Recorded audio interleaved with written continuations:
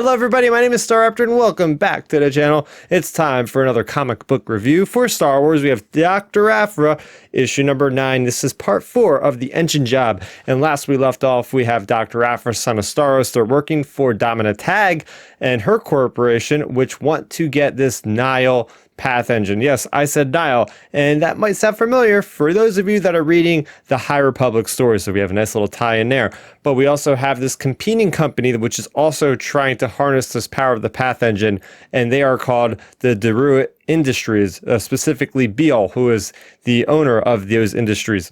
So we have Dr. Aphra. She's trying to get the engine on this planet called Dohar Hyde, and she gets ambushed by General Vukorah of the Unbroken Clan. Yes, the same Unbroken Clan from the Bounty Hunter comics with Bylar and Valence. Yes, we have lots of crossover going on in the Dr. Aphra comics. They're getting pretty complex. So anyway, the last issue we have General Vukorah that thinks she took out Sana Staros and Dr. Aphra, but little to her, they actually survived. So they are able to get out of that spacecraft. They're able to figure out that, hey, Bail-Deruit, he claims that he has this path engine. He's going to show it off to this big assembly of people and make this big debut. But Dr. Aphra knows a little bit more than he about mechanics and says this thing's going to explode and kill tons of people. So they race to the planet of Midar where this demonstration's going on. And she gets disguises for her and Sana to infiltrate in there. They definitely look at that engine, figure out that, hey, this is definitely going to explode. And they get the little security access go in there and find out that he was able to seek this information out from this like dark web version in the Star Wars universe. And that's when Beal finds them.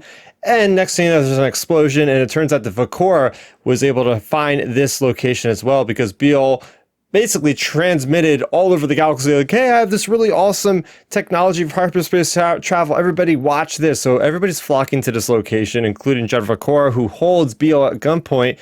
And that is basically how this comic issue ends. But there's two other storylines I do want to mention. First off is Just Lucky.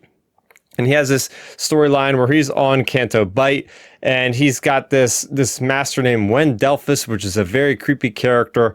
But we also have this character of Ariel, who he is working with. We have Just Lucky working with Ariel, who has a little bit of experience with this guy. So he's going back to his old ways, Just Lucky, of working as sort of a mercenary, a gun for hire, and they're tracking down this one guy who leaves a very cryptic message to both of them saying, yeah, you guys don't know what you're getting into because there's a lot bigger things in play, and that's where that storyline ends. And we also have a storyline a little bit about Domina Tag and about her relationship with the Empire and about how the Empire really wants her to track down this Nihil Path Engine that's going to do wonders for the Empire, and it cannot fall into the hands of Bail-Deruit. And if it does, they're going to lose their relationship with the Empire, and they've been making very lucrative cash and currency with their deals with the Empire, providing them with different technology and whatnot. So yes, it's a very dense issue as far as all these storylines, you know, kind of weaving in and out.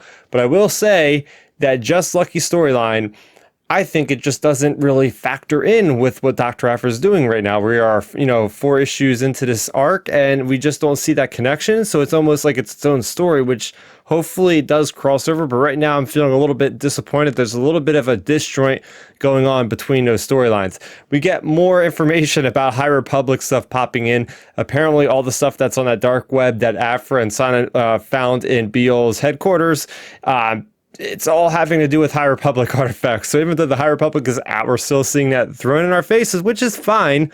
But I would like them to start, hey, there's other eras here. What about the Old Republic or something? Because not everything can always be the High Republic. And I'm a huge fan of that. And I'm saying that. So yeah, maybe cool the jets a little bit. As far as Dr. Aphra, we're always hearing about High Republic.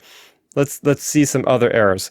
And besides that, I think it's pretty cool that we're getting all these backstories for Domina Tag, for the Tag family, knowing that they are very much always in the cahoots with the Empire. Even before her brother, I guess it could have been her cousin, was basically killed by Darth Vader after he survived. And that's all basically in the Darth Vader stories.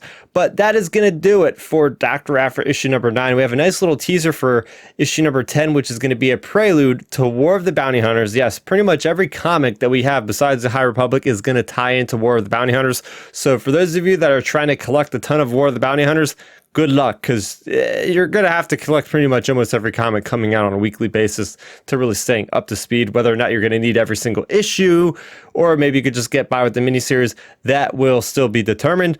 But yeah, I'm still very excited for like the first full-blown crossover for Star Wars comics that are starting in just 2 weeks. So that is going to do it for me and my review for Dr. Aphra issue number 9. What do you guys think of this issue, and what do you think of the Dr. Aphra comics in general, this current storyline? Let's talk about it in the comment section down below. That's going to do it for me, Starrapter. I have plenty of other things on the channel, such as some movie reviews and much more with Star Wars coming in the future. So make sure you go ahead and subscribe so you never miss out on any of that content. That is going to do it for me, Starrapter. Thank you so much for watching, and may the Force be with you always. Thanks for checking out the video. Please hit that thumbs up symbol. It helps me know that I'm making content that you guys enjoy. And if you enjoyed this video, I also include 2 videos down below you guys should check out. And please consider subscribing to this channel. It helps support me, and it notifies you guys of when I get new videos up on the channel. You can also contact me on Twitter, Facebook, and Instagram at Starrapter.